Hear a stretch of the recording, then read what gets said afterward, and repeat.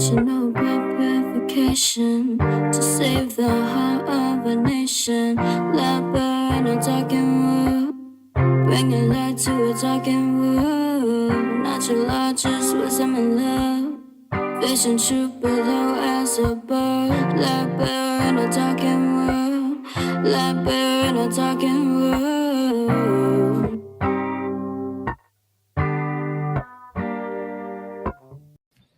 Welcome to the Affirm Life Daily podcast. Thank you so much for joining me. As always, visit the website, affirmlifedaily.com. There's tons of information, resources, videos, links to different products and books and videos and documentaries. There's affirmation. So there's a lot of thought-provoking and helpful information on the website. Follow on social media. As always, your support is needed to promote the truth and freedom. And I am so happy to welcome my guest today for the second time. What? Meditation Coach Sol. So I'm so happy to have him here. He is controversial, cool, confident. He's a writer, a business owner, a father, a husband, natural law expert, but most importantly, he is absolutely 100% dedicated to the truth and to freedom. So his businesses are Ufulu Childhood. Am I saying that right? Okay. Check out the body butter. Firsthand experience. Check out the body butter. That's all I got to say. And he's Meditation of the Heart is his meditation coaching business. Also amazing. His last presentation that he did with me was about meditation. So he knows his stuff on that. And today we're going to be discussing cultural norms and their harmful impact. So I'm going to turn over the mic to Coach Sol. All right. I just closed something that was not supposed to close. Okay, here we go. You know, little boxes on the hillside, little boxes made of ticky-tacky, little boxes on the hillside, little boxes all the same. There's a pink one and a green one and a blue one and a yellow one, and they're all made out of ticky-tacky and they all look just the same. And the people in those houses all went to the university and they were put in boxes and they came out all the same. And there's doctors and lawyers and business executives and they're all made out of ticky-tacky and they all look just the same. And they all play on the golf course and drink their martinis dry, and they all have pretty children and their children go to school. Then the children go to summer camp, and then to the university where they're all put in boxes and they come out all the same. And the boys go into business and marry and raise a family in boxes made of ticky-tacky and they all look just the same. Look, there's a pink one and a green one and a blue one and a yellow one. And they're all made out of ticky-tacky, and they all look just the same.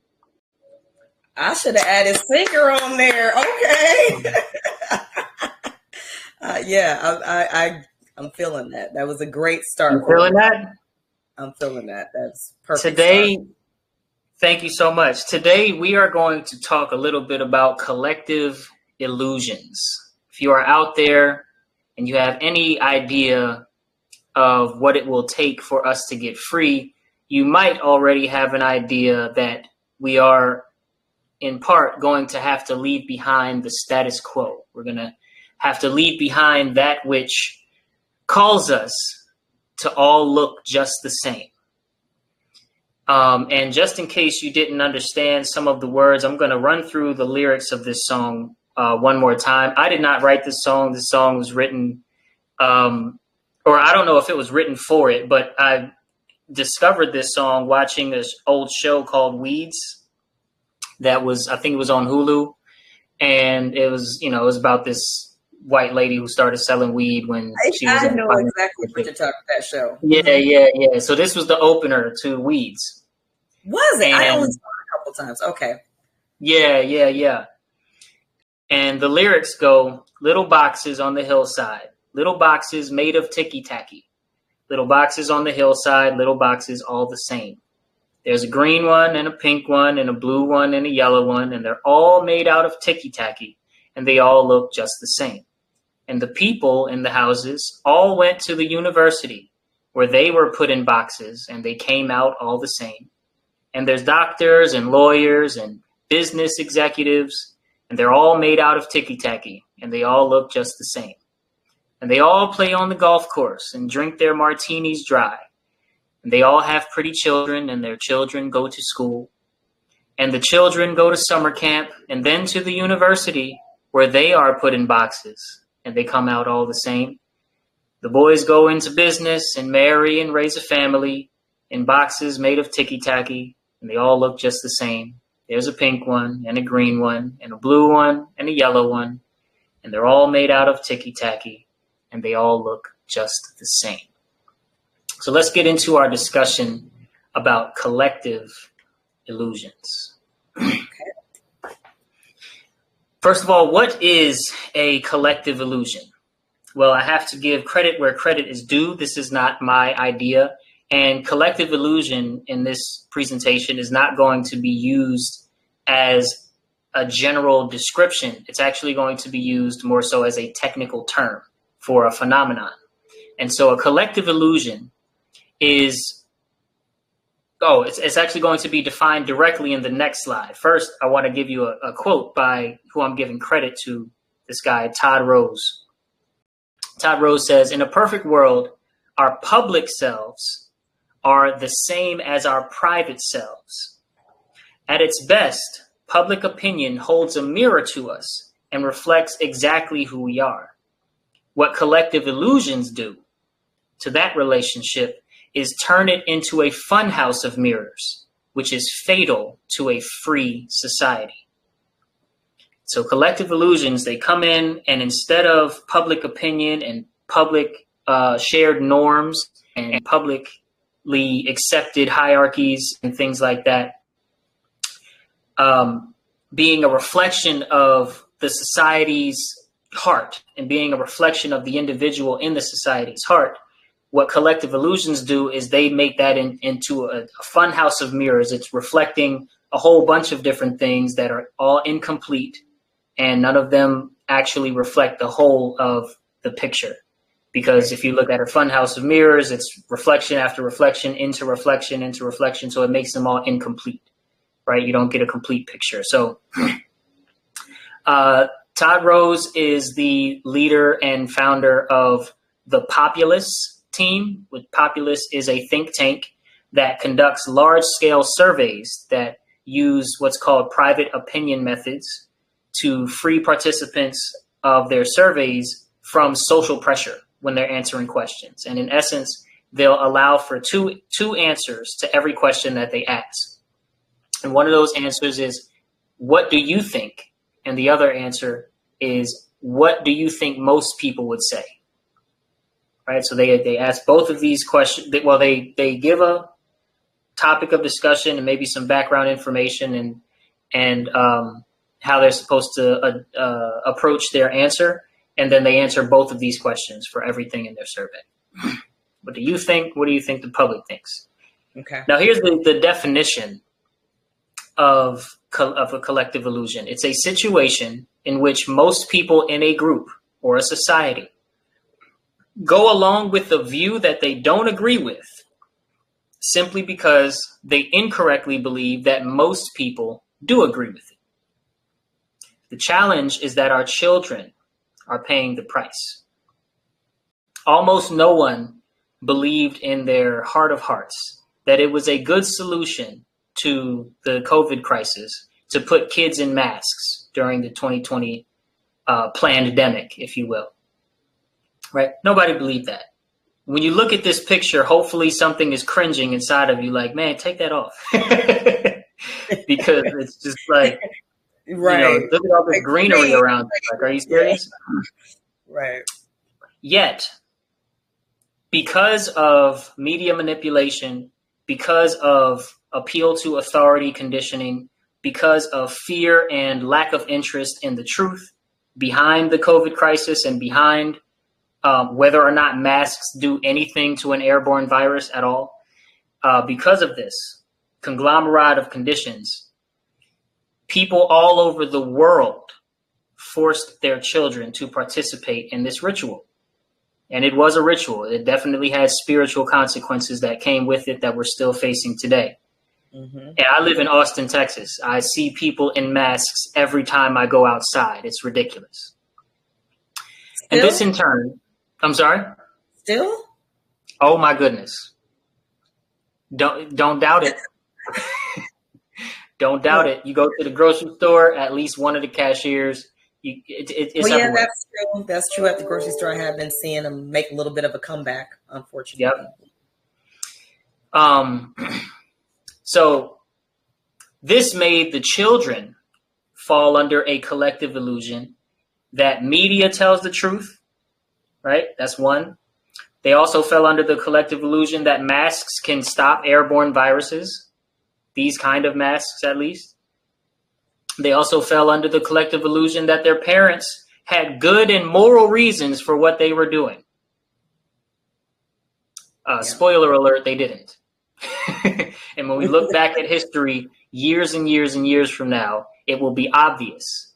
But right now, because of the collective illusions that so many are under just regarding this one thing. And this is, a sort of pungent example, a poignant example of collective illusions, but there are tons of them. Because of that, we're being led astray as a society, and freedoms as well as rights, property rights, right to your body, right to your own decision-making processes, right to do as you please without harming anyone else are being stripped from us with our consent. Yeah. Yes. So a collective illusion in one generation tends to become the private opinion of the next generation. And this is the real harm in collective illusions, right? Because and we're going to get into some more specific examples of collective illusions that we can see are now taking shape in Generation Z and Generation A. I forget what the next one after Z is, but the next one after Z. Mm-hmm. And in the research done at the Populous think tank, Rose, who did a presentation on this information, he points out that collective illusions have been studied for at least 100 years. But with the advent of social media, which exacerbates and speeds up groupthink formation and things like that. Yes. Yep. Social media and other cultural and technological conditions that we see around us today and help shape our world today have made creating and maintaining and sustaining collective illusions so much easier for the social engineers that seek to bolster and reinforce groupthink everywhere, because that makes us fight each other. Mm-hmm. Right. And it increases the negative effects that it has on society. And Rose also said that the collective illusions in the last 20 years, so 20 years ago, up to now, compared to about 100 years ago, have proliferated beyond imagination. Yeah. The danger, again, is that collective illusion in one generation becomes the private opinion in the next generation. And so to really take a look at this, let's think about the collective illusion about success. Okay, the myth that success is a measure of status and power, or fame and fortune. Yes. Okay, because in a world where we worship money and authority over everything, power and status is what we hold as a successful life. Yes, you have all these miserable people that are successful. Miserable. They don't get that. If you were really successful, you wouldn't be miserable. Mm-hmm. And you wouldn't adhere to other people being miserable all around you, or you're just blindly contributing to the problem as long as my family is okay. You wouldn't be okay with that type of thinking either. Exactly.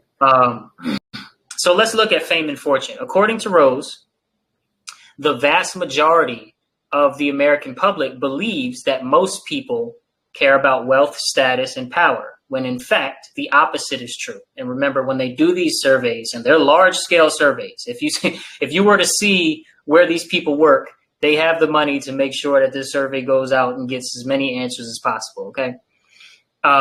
Check them out, too, Populous. They do good work with these surveys and these studies. They let you answer for what's your personal opinion and what do you think most people would say, right? Most Americans actually care about, in their personal opinion, personal fulfillment, which is not defined by fame or fortune, has nothing to do with either one of those concepts or states of being, right? Personal fulfillment involves embracing your passion, doing what you love to do, and doing it every day, right? Or as often as possible.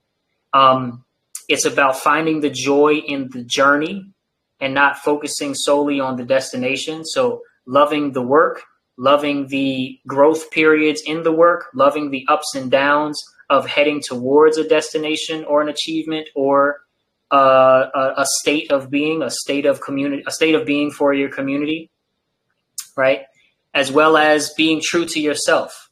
And Cynthia, I know you talk pretty much every episode, at least a little bit, about authenticity. Yes, it is. It's key. You know, what is life if you can't actually be who you are? You know, it like defeats the purpose of the whole experience, you know? Exactly. You can't learn about yourself if you're too busy being someone else. Exactly. So here's another myth. The myth that group consensus or the majority opinion is vetted and factual. Okay, that if most people really believe this, then it has to be true, right? This is a collective illusion that most people are under. Oh, and by the way, I wanted to say about fame and fortune too, that you can see in the rush to go viral with our young people, the rush to go viral for anything. Remember the Tide Pod challenge and the cinnamon challenge that had people going to the hospital? Yes. People taking a video of eating a spoonful of cinnamon and choking almost to death, or eating a Tide Pod. And the crate challenge, people falling off a stack of crates, just crazy. Yes. Just to go viral. Yep. Right? And the phenomenon of when something, let's just say very bad, is happening in front of you, the reach to take out your phone and tape it versus seeking to do whatever is most appropriate to stop the bad thing from happening and getting involved because you're there, because you're a thinking, feeling, not psychopathic human being that can do something about it because you're there in proximity. But instead, we, in the name of either minding my own business or keeping the attention off of me, whatever it is, we stay away, we take out our phone, and we just tape what's going on. And sometimes we have a nice laugh about it, which is not necessarily a moral choice, right? Definitely not most of the time. I mean, if something really bad is going on and you don't really know how to act and you just want to document that something was, going on and for other purposes, I'm not saying every single situation, go ahead and stick your hand in. But most things that most people can see, that most people can do something about, that they're pulling out their phone and trying to make a viral moment out of, is not okay. Right? I believe we can all agree with that. And so that's about the fame and fortune stuff as well. And I mean, just, it's like you almost don't want to say OnlyFans, but that too. Yeah. Okay.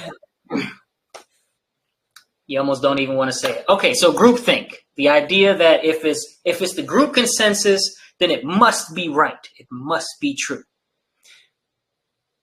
Conformity to groupthink is a compelled behavior. It's enforced by public shaming. It's reinforced by conformity bias that we're going to talk about on this slide. This is pretty much due to the myth that the group is always correct, right? Especially if the group is aligned with mainstream media, mainstream news outlets, state-run public shaming campaigns, right? These things that it seems like it's coming from a top-down expert opinion. Yeah. Okay. Yeah. That reminds me of the follow the science, because they're the experts and we're just idiots. There's no way we should be allowed to research anything. No. Just We're not experts. trust the science, baby. Trust the science. So there exists in the human brain a response mechanism called conformity bias, which is it's a survival mechanism. It evolved over time. Okay, it's a survival mechanism that evolved from thousands of years of slavery and ignorance of natural law in the human family. If you know anything about natural law, it has to do with the moral standing of a given group of people, right? A very large group or a very small group, doesn't matter. It's the moral standing of the individual to the whole human family across the whole world. And it's a set of conditions that are built into the universe itself that govern the consequences for our moral standing. And so slavery, which has been pretty much at least a large part of the human condition since the dawn of humanity, and at least according to a lot of the ancient tablets, since the dawn of humanity, there has been the existence of slavery somewhere in the world. And wherever there's a kingdom, wherever there is some sort of unnatural hierarchy of authority and obey because I said so going on, that is a form of slavery. You don't have to be in the fields picking cotton for it to be slavery. Right. But because of thousands of years of you have to conform to this group, you have to conform to these norms, you have to conform to what I say and what we say, and what the leader says, basically, that also the majority will say, because they want to be recognized by the leader as, I can follow your orders better than everyone else. Mm-hmm. Oh, great leader, please grant me more freedom.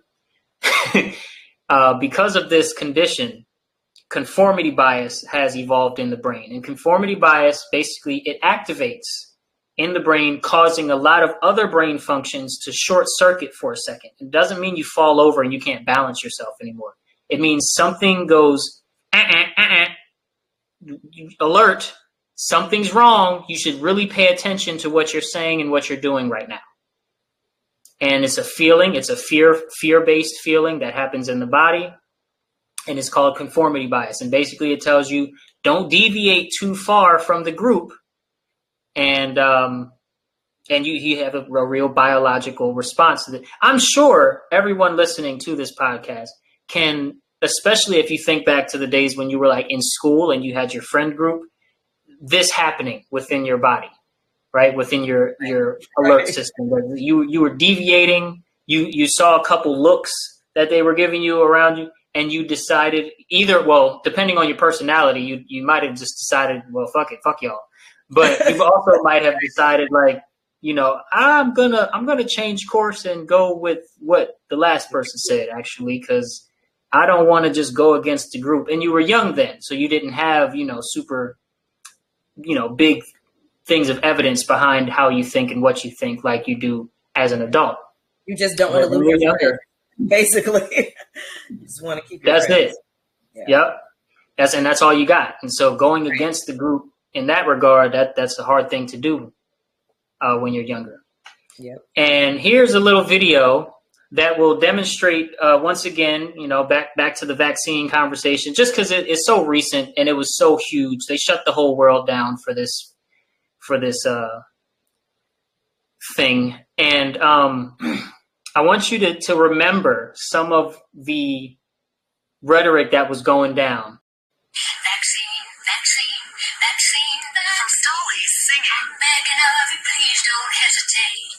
Put the needle down. To Arnold directing, and Mariah squirming. Celebrities are posing for a vaccine selfie, also known as the vaccine, in this pandemic. Politicians are also posting online after they roll up their sleeves and, in some cases, unbutton their shirts. So just a little a little dive back into the past of all of this evidence for this is what the group thinks you should do. This is what the group says you should do and you should believe about this behavior of getting this concoction of medicine put into your arm. Okay, I use medicine very loosely and sarcastically there. Very loosely. Yeah, very, very sarcastic use of the word medicine. Yeah. You know what I'm saying? But this conglomerate of ingredients, there we go, shot into your body because everybody that you liked, everybody that was popular, everybody that was, how to say, an influencer, right? But a mainstream backed influencer, not just Instagram only, was telling you the same thing. They all were mockingbirding each other. Mm-hmm. Right? Yep. The truth is guilting everyone. I'm sorry? And guilting everyone. Now you're a bad citizen. You're a bad person. You're selfish. You're so selfish. It's like, come on now. Yeah. Yep. Public shaming. Yeah. Public shaming. And I think I get into that in this presentation. If I don't, then when I get to talking about my book, you guys better be ready to be excited about my book. It's not out yet, but it will be very soon. Anyway, there is nothing that makes the truth change, and there is nothing that can change a lie into the truth. What does this mean? This means that there is nothing magical about societal consensus in and of itself that makes it so that if enough people believe it, now it is true. If enough people with their behavior support it, then it must be true, or then now it suddenly is true, even if it wasn't before. Well, now this is true. No, it's not. Well, now you can pick your gender by waking up and deciding it's something else. No, you can't. You couldn't yesterday, you can't today, and you won't be able to tomorrow. No matter how much on the outside it may look like you can. Right? Some people got the money to make it really look like you can. Okay, fine, but you can't. Right. So willingness to conform or unwillingness to challenge the group and change your behavior to be more aligned with truth and morality actually contributes to the group being led astray. And so where most people would think that, oh, well, I'm keeping the peace if I conform. Oh, well, I'm keeping myself and my family safe if I conform and if I am unwilling to challenge the group consensus. Where most people would say, oh, well, it's just, you got to pick your battles and you have to go to work tomorrow and whatever else excuse that people give themselves to stay silent in the face of bold-faced lies. Those excuses actually make it so that these things get worse and worse and worse over time. So that these things snowball into the extreme of them over time. And so that's what leads to us actually being a less safe and a more chaotic society, is when people are unwilling to challenge or just overtly willing to conform to everything that the group consensus may seem to say. And of course, it's a collective illusion. The group isn't actually saying these things a lot of times. The mainstream media is giving the appearance that the group is saying this. Yes. And the authority figures are giving the appearance and the threat that if you don't conform, this is going to happen to you, this, and that. But the public actually doesn't really believe this stuff. And so when you speak out, you may find that someone who was a little less courageous than you, but just needed you to be the example, will also speak up right next to you and say, I'm with him, I'm with her. Right. Yes. Now, collective illusion about the segregation in the South. Let's dive into pissing some Black people off, but with love, okay? Because I tell you, sometimes we just don't know what we don't know. In the southern states of America in the 1960s, so I'm not talking about 17 and 1800s, okay? In the 1960s, 1964 or 5 is when the end of segregation happened, okay? On national, in terms of law, man's law, right? But in the southern states in the 1960s, the majority of white people actually wanted to end segregation. They wanted to end separate but equal. However, because they were under the collective illusion, believing that most other whites in their communities, most other whites in the southern states, still favored segregation. They just conformed and silently kept to themselves about it. Manipulated by media channels, politicians, and the whole, the religious sector, right? The churches, anybody who was a corrupt authority at that time, who was going with the mockingbird, saying the same thing about Black people and integration or whatever at the time. They were manipulated by that, and so they silently conformed in favor of the very few whites that are actually, in fact, evil. And this is something, now this is a well-documented something, but this is also something found out by populists, because luckily a lot of people, when they put this survey out from the 1960s, were still alive. And they were still talking to their parents and grandparents about what their thoughts were back then. And they got to do this survey where they found out, oh, wow, most of you guys, not even just like half and half, most of you actually wanted to end it, well before it was ended, but you conformed silently. So the real life consequences, this discussion about collective illusions is not about like, oh, okay, that was nice. No, there's real life consequences to blind conformity. We're going to get into some more of that. But first, I wanted to ask Cynthia, did this surprise you at all? No, you know what? It doesn't. It really doesn't surprise me, because you see it every day. You still see it every day, where people go along with things, and you can even kind of sense it from them that they know, like, this is evil, this is not right, but they'll still go along. They just so badly want to fit in. They don't want to be ostracized. They don't want to be left out. They don't want to lose friends and family. They don't want to lose their job, whatever. But you can sense it so often in people that they really don't want to go along with what they're going along with. Mm-hmm. Absolutely. It surprised me, if I can be honest. So conformity to culture. This is the last big collective illusion that we're going to go into, which is conformity to culture or cultural norms. Okay. The myth that cultural norms are actually there to protect you. Okay. Huge myth. People don't even know how much they believe in this. How much they if said a different way, and if said a more mainstream media accepted kind of way, they would say, yeah, I believe in that. People don't even know. Let's get into it. So first of all, the human brain is an energy hoarder. Okay. It's always looking for ways to conserve energy. And the most common yet unseen way to conserve energy is through cultural norms.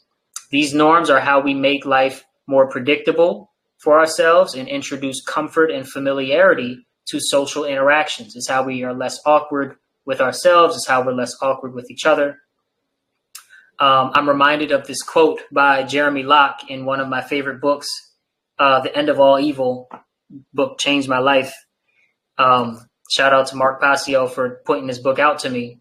Mm-hmm. And I think, Cynthia, you actually quoted this book not too long ago, so I'm going to quote it as well in my episode here. I have a link to the PDF on my website if anybody on the resources page, if anybody wants to check it out. It's totally free. And it's a short book. It's very short. It's a short book. Have the PDF read it to you. You can hit read aloud on PDF. So just download it. Yeah, you can have it read to you. Microsoft Word and PDF will both read to you. Okay. For free. I mean, it's a little, computer voice, but It is what it is. So Jeremy Locke said, when an authority is established amongst people, evil is either obvious to see or nearly impossible to see, depending entirely upon whether or not you are a part of its culture. Again, when an authority is established amongst people, evil is either obvious to see or nearly impossible to see, depending entirely upon whether or not you are a part of its culture. So if you grow up doing something, participating in something, supporting something that is evil, you might not even be able to see for yourself be able to critically think about and observe from a bird's eye view your own contributions to evil, because it's a phenomenon of well, like I can't see Chicago from my window here in Austin, Texas, right? But I can see like my little area. I can't even see downtown from my window. So what you can see is just kind of what's around you, this phenomenon of proximity. Your proximity is all you kind of, the information that you have available to you, unless you use technology, the internet, word of mouth, and travel. You go see things for yourself. You're kind of locked into what's around. You have a very limited view of real life and the scope of life, at least in terms of the human family, by just your five senses. And so evil, which is orchestrated from very high up in terms of our status hierarchy, orchestrated from very high up, very top-down structure, how they make the average person participate and support in evil acts. It's hard to see, and it's hard to even contemplate and critically think about and observe and reflect on the evil that you are participating in, the evil that you are contributing to. And I don't say this from a high horse. I every day participate in evil myself, because there's just so much of it going on that I have to, until there's enough people around me in a community that can get together and strategically plan on how we're all going to collectively stop certain agendas at the same time effectively, and with good forethought, that we have to continue to participate in the system and feed the machine until that day comes. Right. So I don't say this from a high horse. I participate in evil. So do you. So does Cynthia. So does everybody. We can't help it to a large degree. But people that are engaged right now in spreading the word and making more and more people aware are doing the groundwork and the bricklaying, if you will, for enough people to be able to stand on solid ground and say, I know what I know, and I'm going to collectively stop with this group of people participating in feeding the machine, right? So if we can just give some snaps to people like Cynthia and, other people, what I'm saying? I sure, we can throw me in there, who are doing the good work of bringing people together under the banner of, first, let's just defeat ignorance. Let's get a win over ignorance, right? Let's be victorious over our ignorance. Right. And then once we're knowledgeable, now we can plan with smarts. Now we can cook with grease, if you will. Mm-hmm. So we can't see that stuff because we're born into it. We are born into cultural norms. And we grow up thinking that cultural norms that we see reflect something true and good, when the complete opposite may be true. And of course, this depends on the situation. So let's talk about the positive deviance movement in Vietnam, because this was a really cool and inspiring story. In the 1980s and 90s, many of the children in Vietnam were malnourished. They had a huge problem with sickness, death, and whatnot of children because of malnourishment. The cultural norm at the time was that shrimp and crab meat were not to be fed to children, because the expert opinion from the top down was that it was just bad for kids. So don't give it to kids. Don't give shrimp meat and crab meat to kids, just because we said so. Okay. And I'm oversimplifying it a little bit so you get a sort of bigger picture of what you would be born into at the time.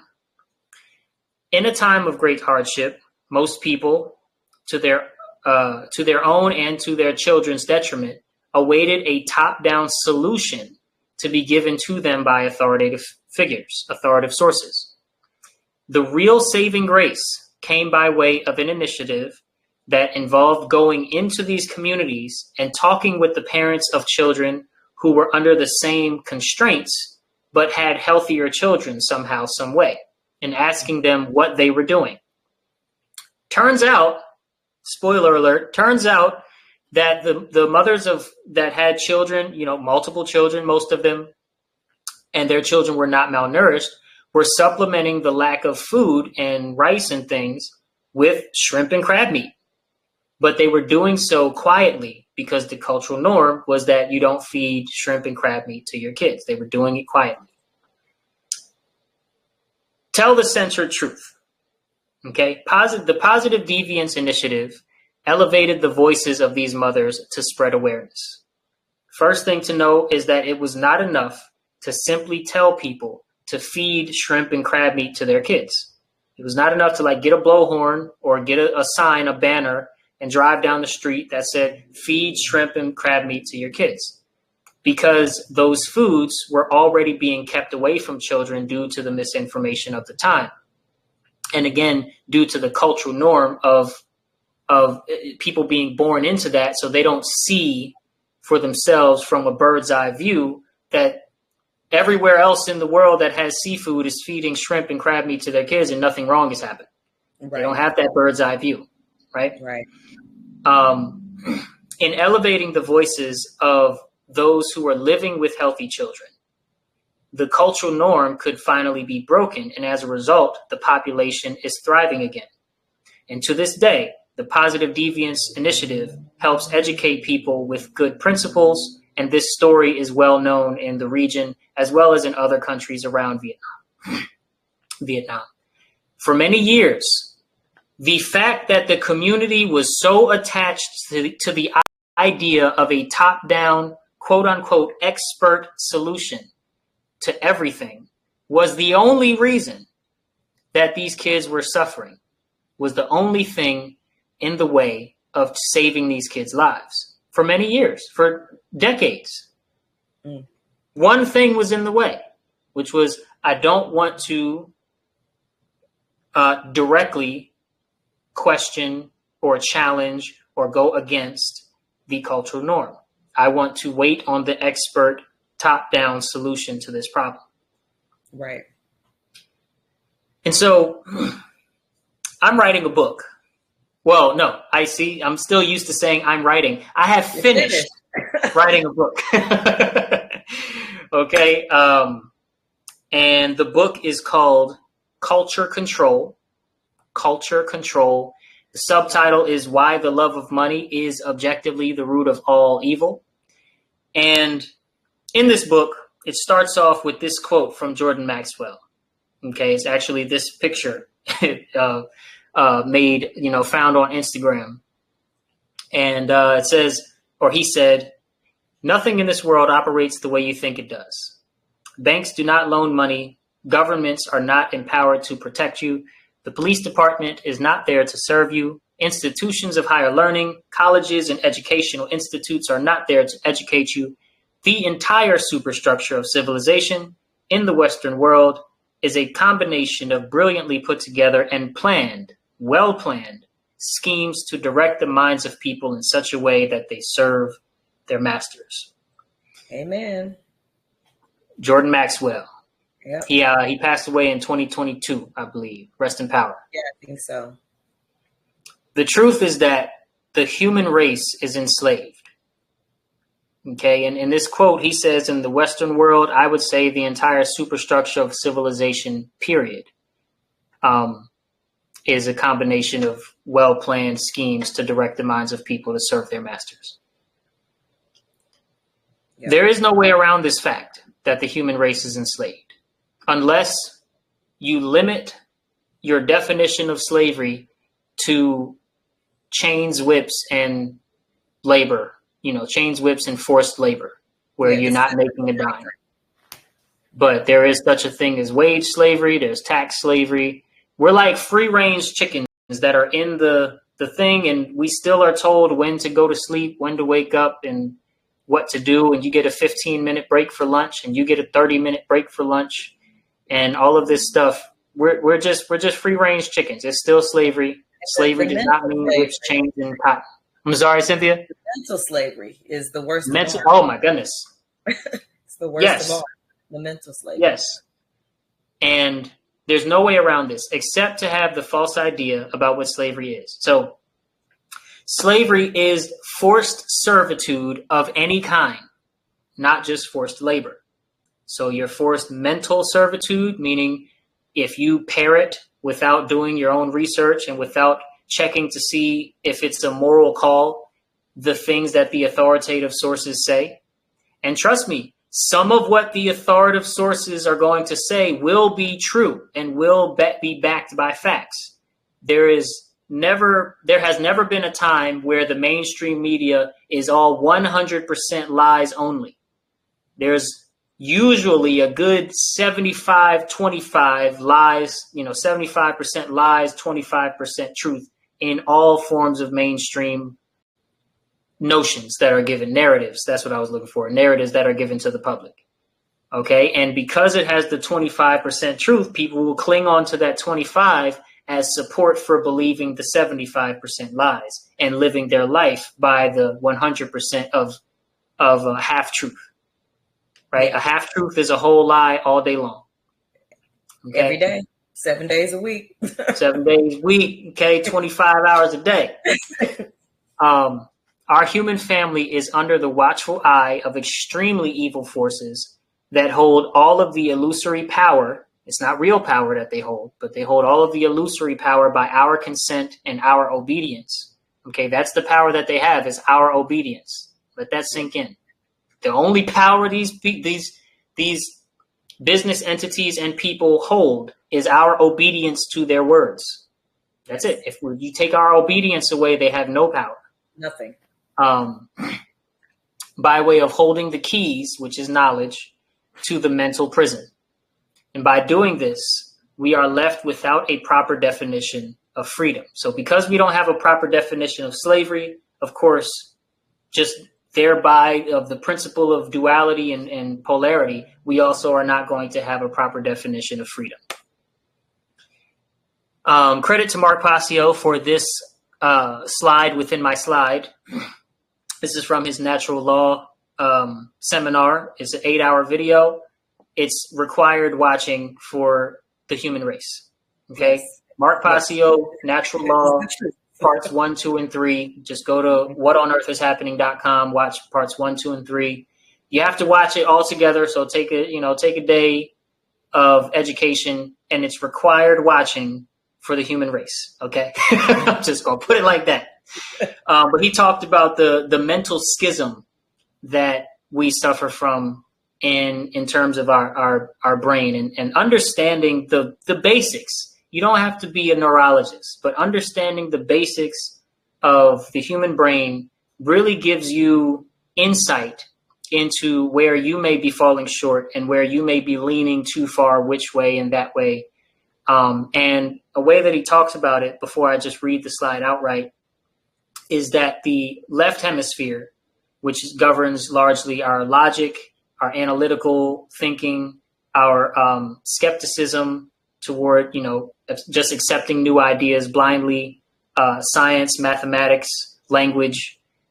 The left hemisphere is like a masculine aspect of our brain's function, okay, or our frontal lobe and whatnot's function, the neocortex. This left hemisphere function, if it's leaned on too much, then you'll land in what he calls master think, and you'll be dominated by a need to be stepping on other people to feel good about yourself, basically.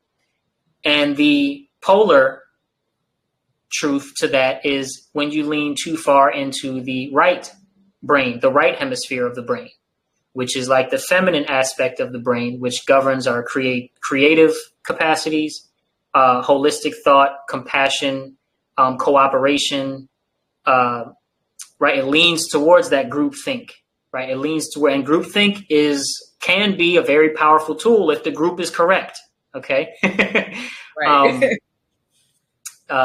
We're not anti anything here in terms of large things, large semi-natural things that human beings do. We're anti doing it the wrong way and doing it blindly and doing it without checking in with yourself and with your sense of morality. But when you lean too much into the right hemisphere and into that part of yourself, then you land in what's called slave think, which is essentially the opposite of wanting to stand on others to feel good. It's wanting others to stand on you so that you feel good. Basically, if others are taking care of me, even if they're standing on me, but I'm alive, then I'll accept that because I don't have any real courage, and I don't want to develop any real responsibility over my life. So I'll just let them do with me what they will, as long as they keep me alive. That sort of slave think. Okay. Freedom is one's right to spontaneously act, imagine, emote, and or respond however one may choose, unless and until their actions bring harm to another sentient being, excusing acts of defense. Again, freedom, I'm defining freedom here for everybody because people have a wrong definition of freedom. So I'm giving the right definition, and this is correct. As Mark often says in his own presentations, this is correct. If you think this is incorrect, you are wrong. Freedom is one's right to spontaneously act. So freedom is spontaneity. Imagine, emote, and or respond, however one may choose, unless and until their actions bring harm to someone else, excusing, of course, genuine acts of defense. The extent of human freedom that we experience at any given time balances with human moral integrity. To be morally responsible, you have to know the true difference between what right and wrong is. Because to be free, you have to align the group, and you have to align yourself within the group with right. Because the more right you are, the more free the group will be as an aggregate. Of course, within a group, there has always been people that experience the function on a functional level more freedom than others. I don't mean that have it on a spiritual level, but that as a function of their life, experience more freedom on a day-to-day basis, like those with a lot of money or those with a lot of influential status over other people, or those who sit in the controller seat, controlling all of the levers and the special lights and the smoke and mirrors of the magic trick that are outside of the realm of money, and write the rules actually for how money is going to flow and how religion is going to work in a given society or around the world, if you will. Those people and the people that have a whole lot of money, like super buku money, experience a lot more freedom on a day-to-day basis on a functional level. They don't really have it. It's not real, but they experience it in terms of what they have access to, right? Access to food, access to experience and adventure, access to travel, access to even things like entertainment and sex and different pleasures and things. They just have all of this freedom to choose whatever they want to do at any given time, whereas your average person is just struggling to make ends meet, right? Now, what are wrongs? Okay, freedom is defined as, like I said, spontaneity, as long as you don't hurt anybody. And hurt somebody means doing wrong.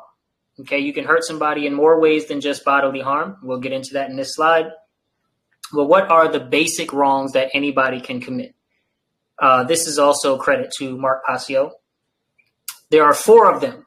All of them deal with theft, but first we're just going to define the 4 of them in the most basic terms.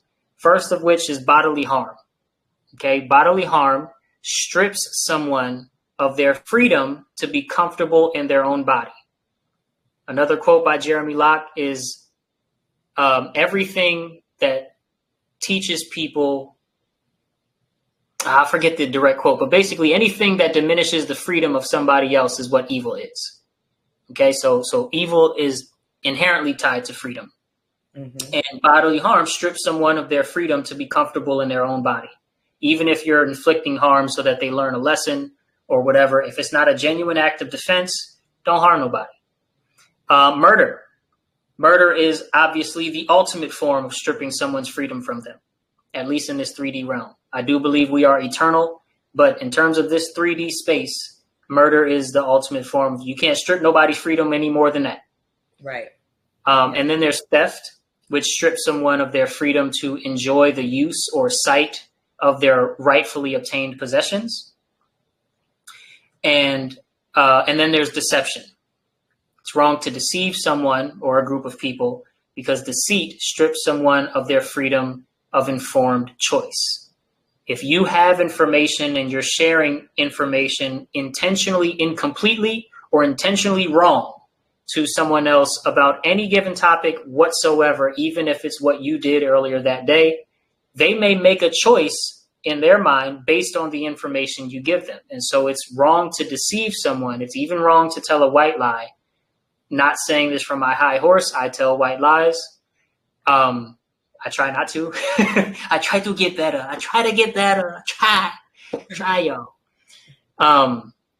But I just want to, I want to remain relatable. Like, I am not perfect by any stretch of the imagination, but it's wrong to lie because it strips someone of their freedom of informed choice. So that's what wrongs are. Did you want to add anything to that, Cynthia? I know natural law is, your territory as well. No, that's right on point, because those are all forms of theft. Those are all forms of stealing from someone. Yep. Absolutely. Now, most people in the world do not just go around intentionally causing bodily harm, murdering, or stealing from people. Most people do not do this. Yes, you will see a lot more theft than you will murder in your day, but even with all of the theft that you see and people stealing toothbrushes from Walmart and all of that, this is little thing. What happens is what we're really comfortable with is deceit, is deception. The reason why it seems like every time a group of people, especially here in America or in the Western world, like a large group, like the country or even, right, takes a step in the direction of morality, it seems like we take 2 steps back, is because we're so comfortable lying to each other. Yeah. We're comfortable lying to each other. And the fact is, moral law, again, it's a set of conditions that is built into the universe itself. Okay, it's impartial to individuals and what an individual's story is and how good they are to their grandma. It doesn't care. Natural law is what governs the consequences for our actions in terms of objective morality, or in regard to objective morality. And so when we are so comfortable and so used to and so habitual about lying to each other, we are suffering the spiritual consequences and the physical consequences and the emotional consequences and mental consequences of a people that consistently do an immoral thing, which is called lying. Okay. And this is why we are not happy as a group. We are not happy. Don't let Instagram and TikTok fool you. We are not happy. Yeah. I mean, we have happy moments, right? But we could be a lot happier if we stop doing each other wrong by lying to each other all the time. Right. Now, deceit happens in many ways, not limited to manipulating a relationship for selfish means, pushing your children or someone else under your influence to risk their own life or reputation just for personal gain, making them do something they don't really want to do, or making them do something that, again, risks their reputation or even risks them being in harm's way just so you can get something out of it. Creating a contract that isn't understood in plain language by ordinary people. I don't know how many of you have read your car loan contract, but I'm sure you don't understand it. Yeah. I don't know how many of you have read your cell phone contract, but I'm sure you wouldn't understand it. Yep. And why is that? They can very easily write it in plain language. Right. They don't want you to know. These deceptive actions are not mere concepts. Again, this whole presentation does not deal with something outside of our experience. Real spiritual, real life consequences come from collective illusions. Okay. Now, these deceptive acts, are not mere concepts. They are observable actions that result from choices which carry natural law consequences, as I just said. Most of us have no intention of committing these wrong actions except for one, which is deceit. Deceit, in its many forms, is the primary cause of spiritual consequences afflicting us. And I used to be a huge liar myself. I am not a huge liar now. I'm a little bit of a liar now. Big liar.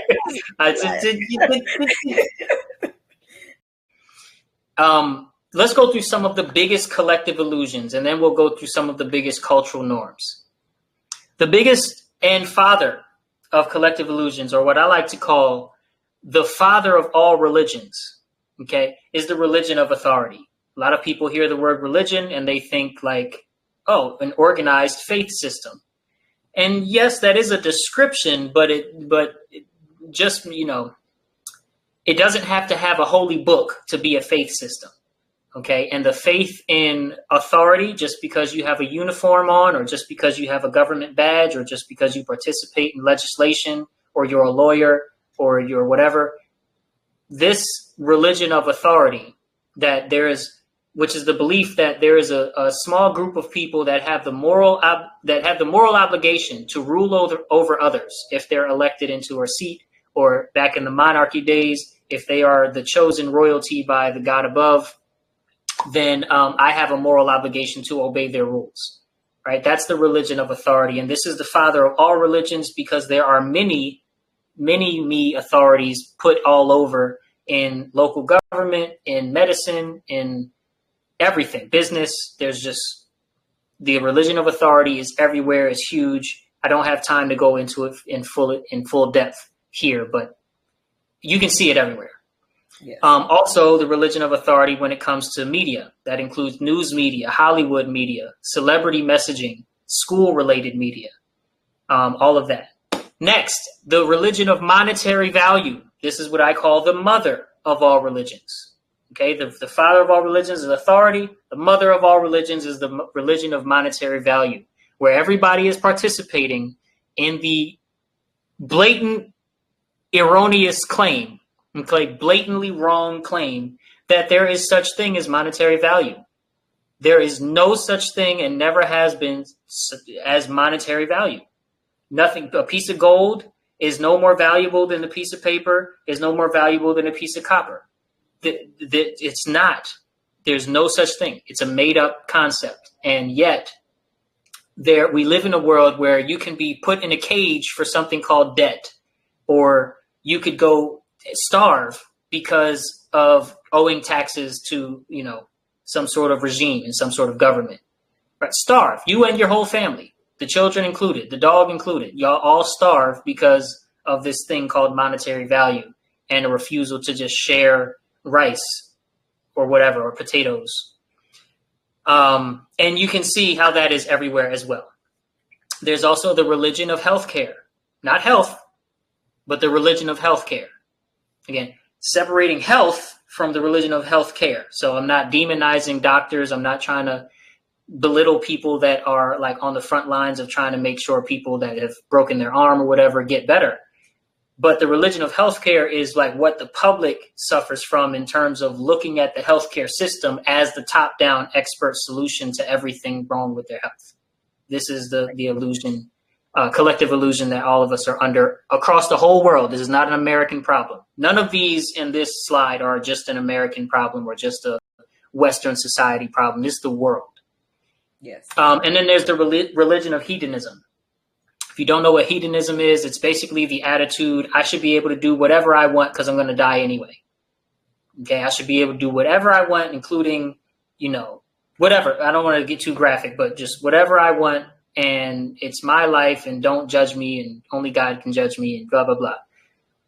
This is a very passive and a very, let's say, irresponsible, like on an extreme level, attitude it's older than the New Age movement, but it's highlighted by the New Age movement. It's highlighted by the new, like, third coming of atheism, and the philosophies taught in atheism today is the religion of hedonism. Okay, there's no objective morality. There's no natural law. There's nothing governing moral integrity, and that brings consequences for actions. And if there is, then it's wrong and I'm right and I should be able to do what I want. That sort of thinking. Just all moral relativism. And what kills me about a lot of people that adhere to moral relativism, because everything they do is fine. They're deeming it moral because they're doing it, but let somebody do that to them. Same thing, let somebody do it to them. Then all of a sudden, wait, that's wrong. Why are you doing that? You're terrible. It's so illogical, but yeah. And they don't even see the hypocrisy. Okay, so let's get into some of the biggest cultural norms. Okay, and some of these might be Western world centered. I am an American, so I grew up here, and this is the world I know. Also, some of these are whole world, suffered by those of us in the whole world as well. So first, I want you to take a look at the meme. Everything is fine. Keep shopping. Right? You can smell her breath through this picture, can't you? It's just like, goodness gracious. So she's drinking brains. She's smoking a cigarette. She's got another cup of, I don't know, coffee or something, the smaller cup in her right hand, holding the cell phone and the shopping bag. And she's got the American flag on the bag with the dog looking all demonic and stuff. Her skin is rotting off of her face. And yet everything is fine. Keep shopping. What does this mean? This means none of these things are going to necessarily take her out today, except for that skin rash. None of these things are going to kill you today. But there are so many cultural norms that are killing you slowly. And we're going to go through a couple of those on this slide. Your nutrition is one of them. We can just add that somewhere to the list. But first of all, we choose ignorance. What does that mean? We pay attention to our interests and our interests only. We don't take the time and let's say sacrifice the spiritual currencies, time and attention to learning about that which is afflicting others in a bad way so that we can help. We don't have any compassion for each other as human beings and fellow human beings. So we choose ignorance and just focus on our own, what we like, right? Or what we're interested in. Some of what we're interested in is like helping people get free and helping people get well. And that's fine. Don't stop doing that. But also everybody should learn a little bit about the dark occult influences that make us hate each other and fight each other all the time, because it's crazy what we do to each other. The second one I want to go over is we work for a living and pay taxes. What is this about? Why am I paying taxes in a country that prints money? What is that about? At will, whenever they feel like it. Whenever they feel like it. I want to go to war with Iran. Oh, print some more. Yep. And it ain't small money that they print. They're not printing like, oh, let's print $30 more and put them in a rotation. No. Let's print a couple trillion. Mm-hmm. And print money also includes just typing into the Federal Reserve System another $45 trillion, and there we go. Now it's in circulation. Yep. It's just crypto, same thing. They just make it up. Yep. So work for a living and pay taxes, and then work for a living, it means instead of living for a living, right? Instead of experiencing life, growing, learning from your mistakes, and living from a mode of connecting with people and connecting so that we can evolve as a human family. Community, right? Working for a living instead of that. Yes. Genuine growth and collaboration. Exactly. Yes. We keep quiet about government evil doing. This is a cultural norm. This is something that if you start to talk about it, you'll feel that conformity bias kick in. You'll feel that I don't want to, right? Cynthia, as a truth teller, I know you've experienced that because I have, and I'm like, I'm never afraid, but I feel it. I feel it sometimes. It's like, maybe I'll let this one blow over. And it's like, nah, I got to say something. Yep. Right? Yep. I mean, after a while you get over it, and like it almost when you feel it, it almost encourages you to go ahead and say something. But like at first, when you first get into this world of telling the truth, it's like, do I really want to address, that problem? Do I really want to address, whatever? Yeah, I think I should. It's scary. Quiet. I wouldn't agree, but I would just get quiet. Like, wow, I can't. But it's like, now, nah, bring it on. Let's go. Bring it on. Bring it on. Thanksgiving clap back. Yeah. Don't be a conspiracy theorist. Don't be a conspiracy theorist. Don't say there's like this conglomerate of people who are at the top of the food chain that are orchestrating all these wars and structures around education. Don't say that. Don't be a conspiracy theorist. That's a conspiracy, right? It's a cultural norm to promote groupthink, to hold the attitude that it's a good argument if you say everybody knows that, and just leave it at that, and that's your whole argument. right? Among other things, promoting groupthink. Eating popular fast food is a cultural norm that's killing us slowly, right? And I mean, really any fast food, but like chain restaurants, fast food restaurants, anything cooked in canola oil, is just bad. Right. And neglecting opportunities to learn about permaculture and learn about growing your own, all of that, it's all tied into it. Worshiping celebrities, and don't openly discourage celebrity worship. Don't openly discourage either by making fun of, like, let's say the Beehive, Beyonce's Beehive, or, whoever's the craze of these days. I'm 32, so Beyonce's Beehive I saw from the beginning to now. And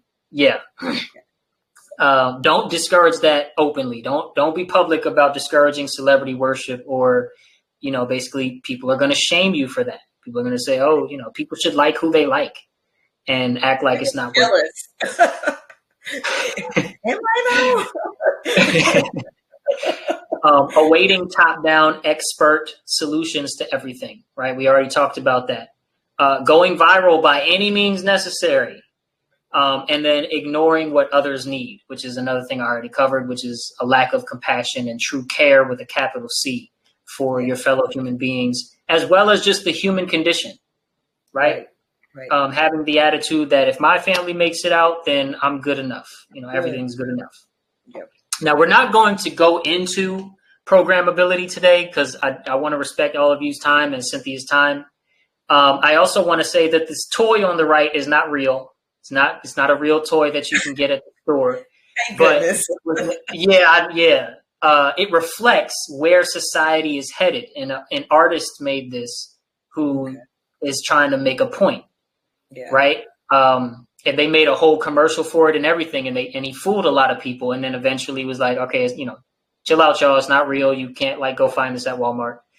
Yeah. But it reflects where society is headed and initiatives that are already in place, like social credit score, which can limit your access to travel in the near future in the USA, like it already does in China and other communist countries. So this is just the toy on the right is just like a stab at where we are headed if we keep moving forward with fucking blinders on. And that's exactly what we're doing.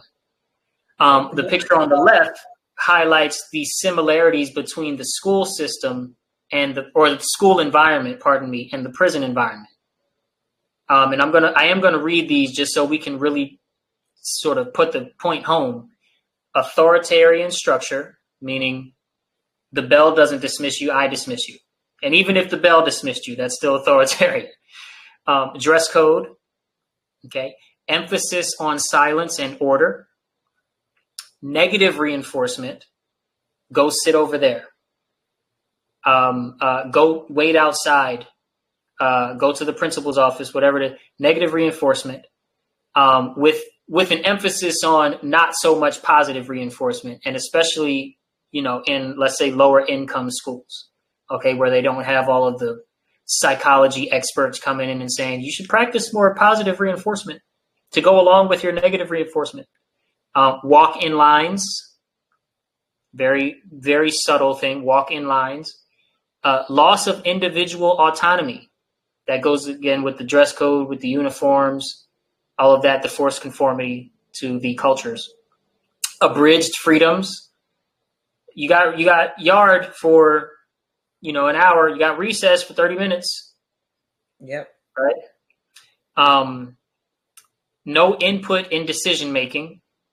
None whatsoever. I'm not saying kids should be ruling how a classroom is run, because obviously the adult needs some power over the children. That's natural, but not past a natural mark, not past a very organic natural mark.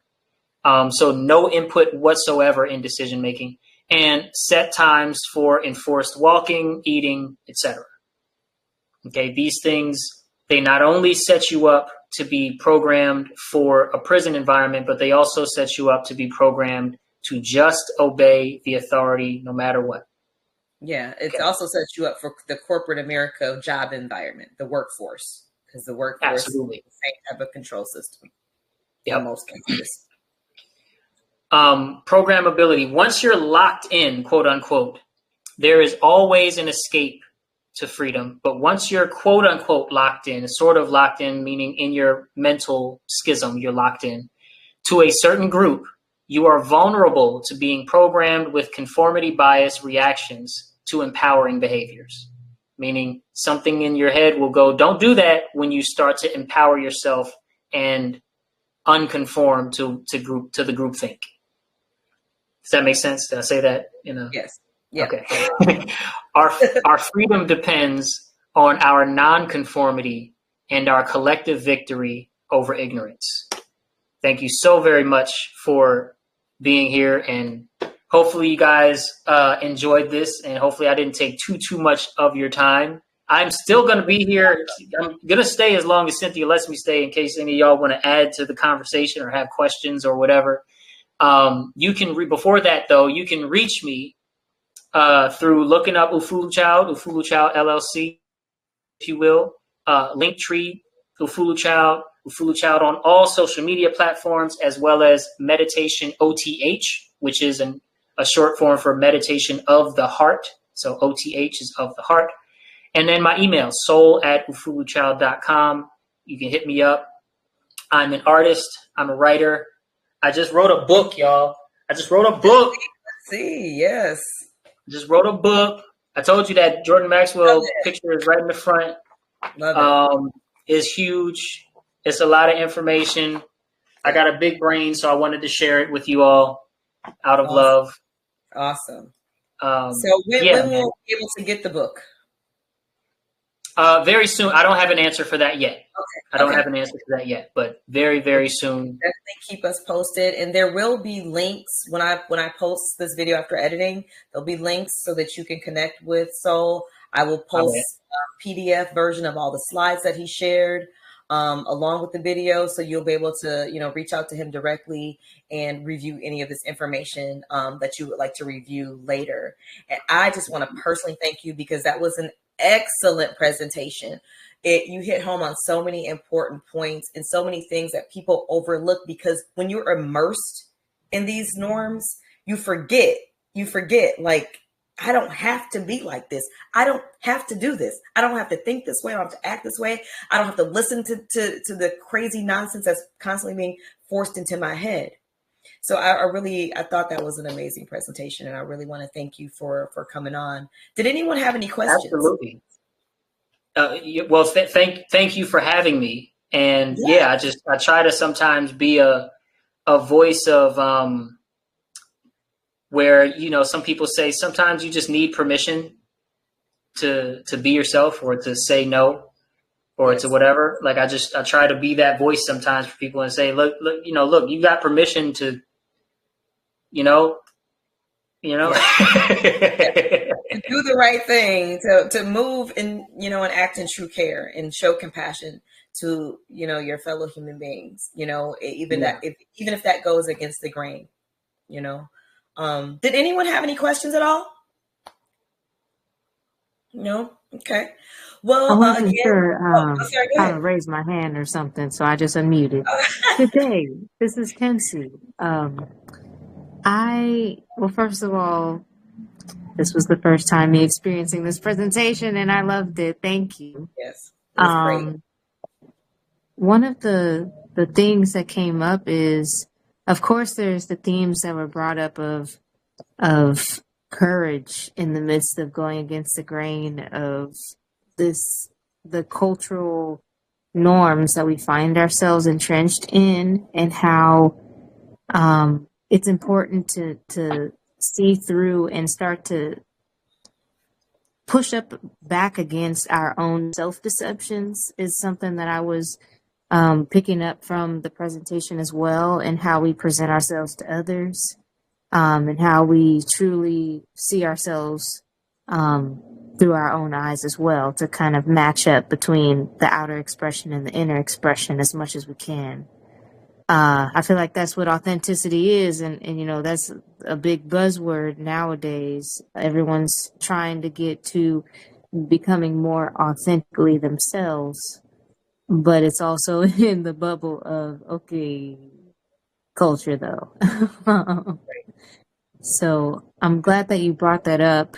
It's something that in my own life I'm becoming more and more. It's like I'm becoming more comfortable with it. It's more so like it's like that reckoning moment where you know these things, you know your heart says to go ahead and share it out.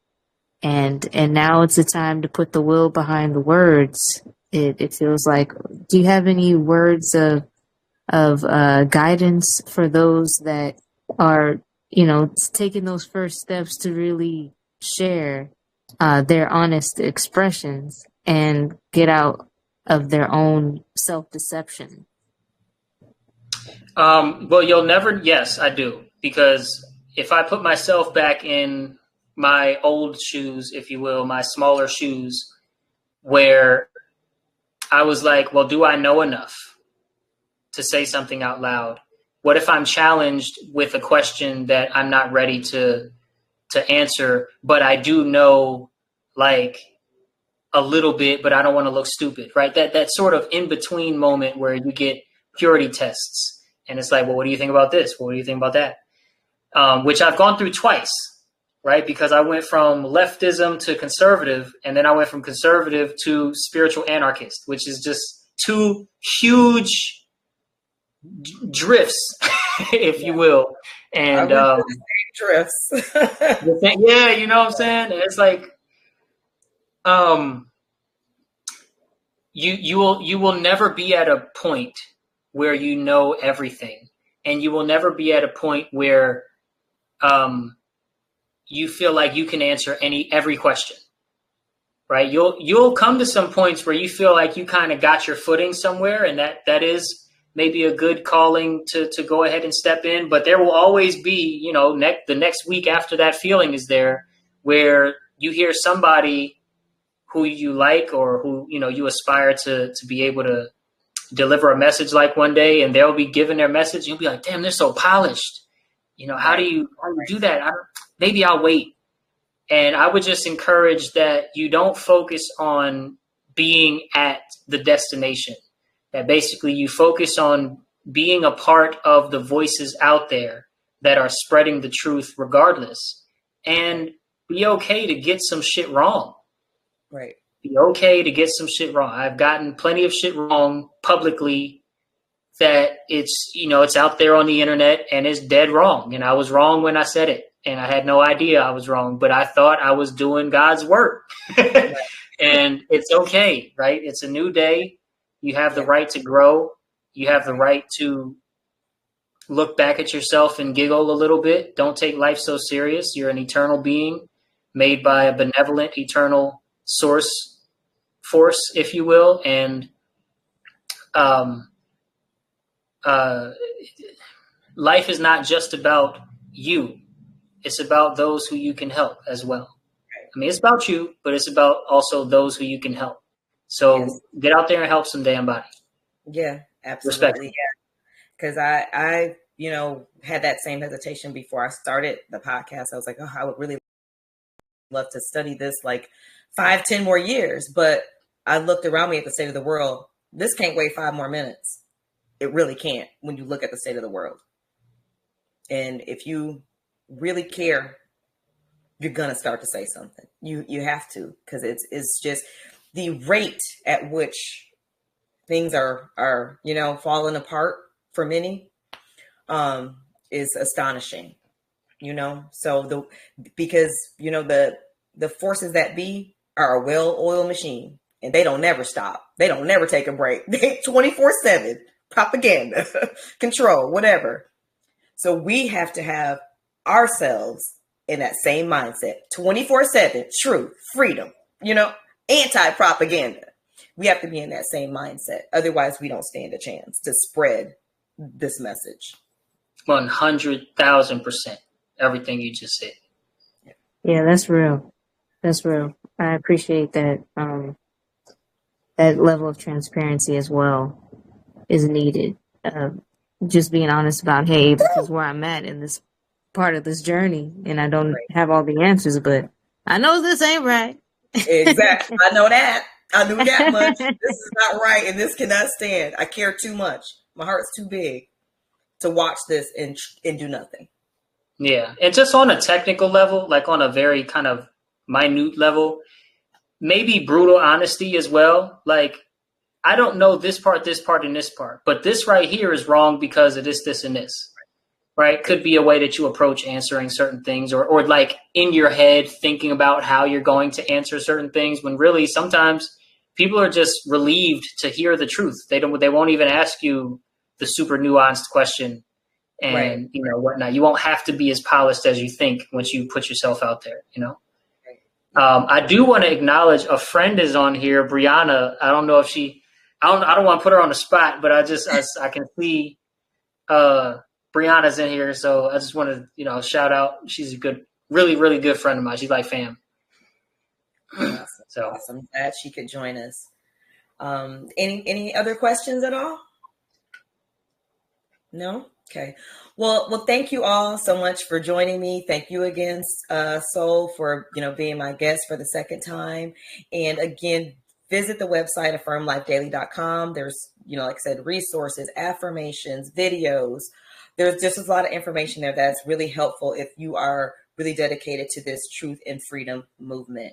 And I want to wish everyone a wonderful night full of love, light, and gratitude. Okay. Did you have something quick? One, I just thought of an answer to where you will be able to get the book when it's ready. Oh, okay. That Linktree /Ufulu Child, it'll definitely be on there. Be on there? Okay. Yeah. Okay. It's just not, not ready yet. With this presentation when I put it up. So, and you'll be able to find this presentation on my website, on YouTube, and on Rumble once it's ready. All right. Well, everyone, again, have a great night. And thank you so much for joining us. Until next time. Okay. All right. Peace.